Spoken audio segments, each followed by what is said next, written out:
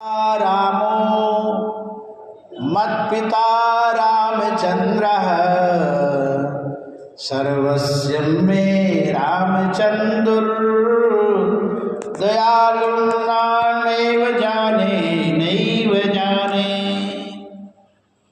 लक्ष्मण कहते कि माता तुम ही हो, तुम ही मेरे राम ही माता है, राम ही पिता है, राम ही सब कुछ है। राम के अलावा हम किसी को नहीं जानते।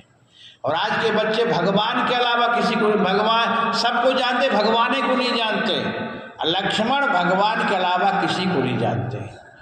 तुमेव माता च पिता तुमेव, तुमेव बंधुश्च सखा तुमेव, तुमेव विद्या द्रविड़म तुमेव, तुमेव सर्वम मम देव देव। तुम ही हो माता, तुम ही हो पिता, तुम ही हो बंधु, तुम ही हो सखा, तुम ही सब कुछ हो। भगवान के तो भी जाओ, जब नहीं जानते हो तो क्या सेवा करोगे, जाओ माँ, तो भी माँ से आशीर्वाद लाओ।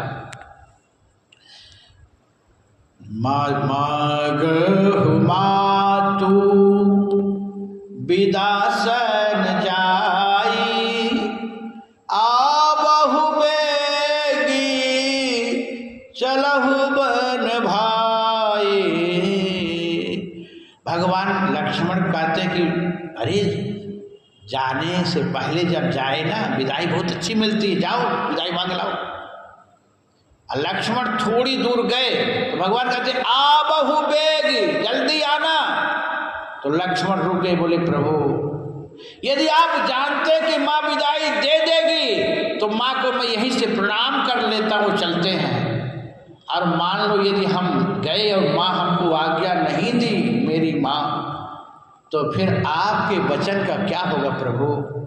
इसलिए प्रभु भेजें, ना भेजें तो ठीक है।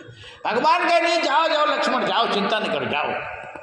अब लक्ष्मण जैसे गए तो सुमित्रा मैया ने देखी, सुनी कि लक्ष्मण आए।